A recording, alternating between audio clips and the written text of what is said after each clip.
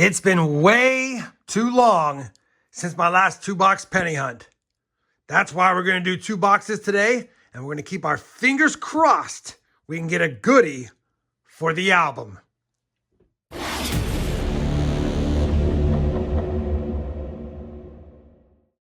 Hey everyone, it's RobFindsTreasure. Welcome back to my channel. We have a 2-box penny hunt in our quest to slot another cent in this Dansco Penny album. So far, through 235 boxes, we only need 27 more cents because we've slotted 207 of the 234, although it's been a little bit since we found our last cent for the book. In front of me, I have 2 local Dallas-Fort Worth boxes of pennies, and I've already checked through the holes in the bottom. These are the kind that you can see, and we definitely have circulated cents. Now, I haven't opened the boxes yet. No need to do that until we begin the hunt. That being said, as always, not only will we be looking for pennies for the album, but I'll be checking for any varieties or any better dates. We're going to get right to the hunt. It's been a while. I'm excited to do this. Let's see if we have any fancy enders on the top side. All right, box number 1. I think I picked this box up a few days ago, but let's take a quick peek in here. All right, I don't see any obvious wheat cent enders, but it does. Oh, we do have a wheat cent ender. I did miss that. Now I see it right there. So we've got a wheat cent ender to kick off the hunt, or at least to be in the hunt. And we definitely have a pretty decent amount of copper from what I see, although some of these could just be discolored zinc cents. I'm going to go ahead and slide the books out of the way. I'll give you a look at the books after we compare the finds to the books to see if we have any additions or any upgrades.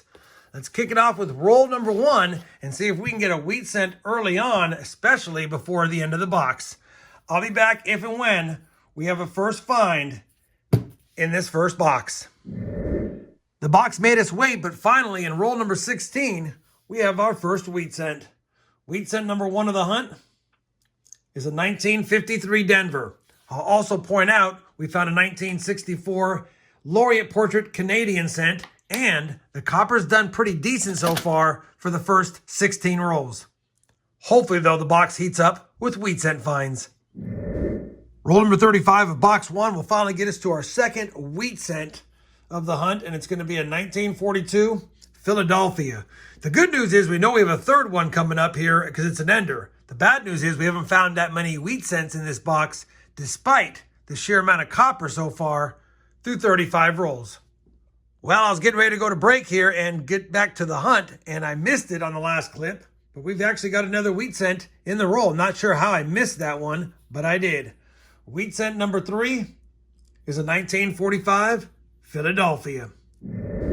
Just grabbed roll 45 out of the box, and as you guys saw at the beginning, that's the wheat cent ender. Unfortunately, it's only going to be the 4th wheat cent of the box, so hopefully it has some friends with it, or we'll find some more after it.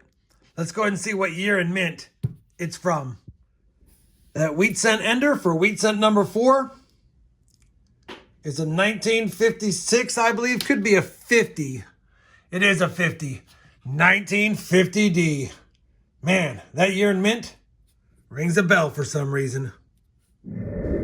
Roll number 46, the very next roll, will give us our 5th wheat cent. So back-to-back rolls with a wheatie in it. And it looks like it's going to be a 1941 without a mint mark. I don't see a mint mark. It does have some damage. I'll just quickly take a peek to see if it has any evidence of a DDO, and I can't tell because of the damage. I don't think it is, but either way, it's our oldest find, 1941 Philadelphia. Well, we finished that first penny box, and unfortunately, despite having a wheat cent ender and a total of 4 pounds, 2 ounces of copper, we could only get 5 wheat cents out of the box. 1941, 42, 45, 50D, and 53D. Nothing that old, nothing older than 1941, but still a fun hunt because there was a lot of copper cents I got to check for varieties, even though we didn't find any. We did find a couple of Canadian cents. We got 3 from 1959 and 4 1969 S's, which is a lot for my area. But when you have that much copper in a box, odds are you're going to find some 69 S's. Box 1 is done. We'll go ahead and slide it out of the way and slide across box number 2 of the hunt and hope that even if it's not as much copper, we can find some more wheat cents because 5 for a 1-box hunt is pretty tough. Just like this glue is pretty tough. Looks like I might be able to get to it though, I think. All right. Hopefully we don't have a wheat cent ender, because it seems like whenever I get a wheat cent ender, the boxes are lighter than normal. I don't know what year this one is. It's pretty damaged, but it's definitely copper. Looks like we do have a good amount of copper yet again. We'll have to see if we get above 5 or 6 pounds. I'm pretty sure we will with 4 pounds, 2 ounces already. But hopefully we can get about 10 or 15 wheat cents in this second box. I'll bring you back in when I have a first find of box number 2 of the hunt. Roll number 6 of box number 2 is going to give us our first wheat cent, and it looks a little corroded, but it's definitely a wheatie. What year is it? And it's going to be a 1944 for sure. And it's going to be a 44 Philadelphia. We'll take that one. First one from that year. Still only in the 40s though. Nothing older. Roll 65 of the 100 roll hunt.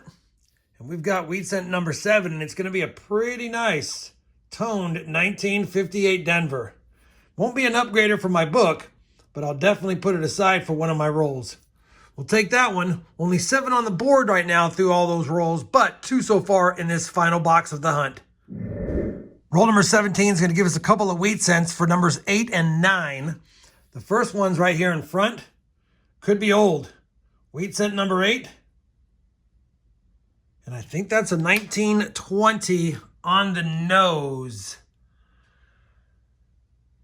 Could be a 1926. Actually, I think it's a 1926, and there might be a mid mark down there.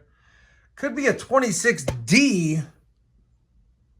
Let me wipe it away and double check it. But before I go, let me go ahead and grab number 9 of the hunt. And that's going to be a 1945 Philadelphia in pretty decent shape. Let me see if I can double check this one for a mint mark and the date, and I'll bring you right back. All right, I've scrutinized it. I don't see a mint mark on it, but it's definitely a 1926 Philadelphia. 1926 is our oldest find of the hunt. And like I said, now we have 9, already 4 so far through 17 rolls in box number 2. Oh, and while I have you here, that's 5 pounds of copper. So the clip's already 5 pounds with lots of rolls to go. Very next roll, roll number 18 of the second box. And we've got our 5th wheat cent. So it ties the first box, 10 overall now. And that's going to be a 1945 San Francisco. Take a San Francisco minute wheat cent any day of the week. Roll 81 of 100.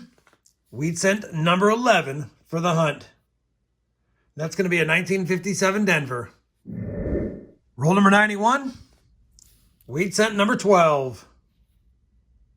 A nice 56D, and because it's pretty nice, we'll just quickly take a peek at that mint mark for the D over D or the D over shadow D, which I don't see, even though your mind plays tricks on you. It's not there. 1956 Denver for the board. Roll number 94 is going to give us a 50s wheat cent, but it has an S mint mark. A little bit tougher date, 54S. 55S is much tougher. The last year they minted San Francisco wheat cents, but we'll take a 54S all day. Not in the best shape, not an upgrader, but still one for the board. Well, that's going to do for the second box of this 2-box penny hunt. And you know what? We only got 8 more wheat cents in that box, but we did get one from the 20, so I'll take that. A total of 13 on the board. And judging by the board, probably not going to have anything for the books, but of course we'll double check that. Copper was great for this 2-box hunt. A total of 7 pounds, 2 ounces, which means we had 3 pounds total in this second box, both of them being great. Anytime you get over 7 pounds in a 2-box hunt, can't get mad at that. Still stuck with the 2 Canadian cents. Didn't find any in the second box. We got a whole bunch of 1959s. There's 12 on the board. Of course, there's nothing valuable about them. I just pull out transition year 59s plus their copper. We ended with 5 69S's. Only one in the second box, although it probably was the nicest of all of them. None of them are the DDOs. Like I said, I don't believe we have anything for the books, but let me just double check and I'll bring you back with a look at the books and some final thoughts on today's 2-box hunt.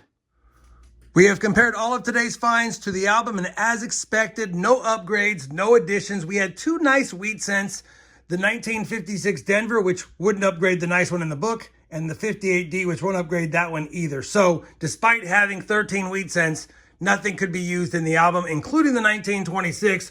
The one we found was pretty rough. The one we have is much better. We did get 7 pounds of copper, and I did add the 2 Canadian cents to the Canadian bag that I've had started since the 100th episode. And as soon as I have completed 250 boxes for this album, we'll go ahead and do a Canadian Hunt and Feel series as well. So now after 237 boxes hunted, we're stuck at 207 out of 234 cents found. We have about 13 more boxes still to do for this book. If we don't find another cent between now and the 250th box, we'll probably close out this series and start a new one and see if the next 250 boxes can beat the total finds for this 250 boxes hunted. Hopefully you guys enjoyed this 2-box hunt. I know it wasn't full of great finds and it wasn't full of very many finds, but it's still fun for me to do. If you did, I'd appreciate that thumbs up. And as always, everyone, happy hunting and thanks for watching.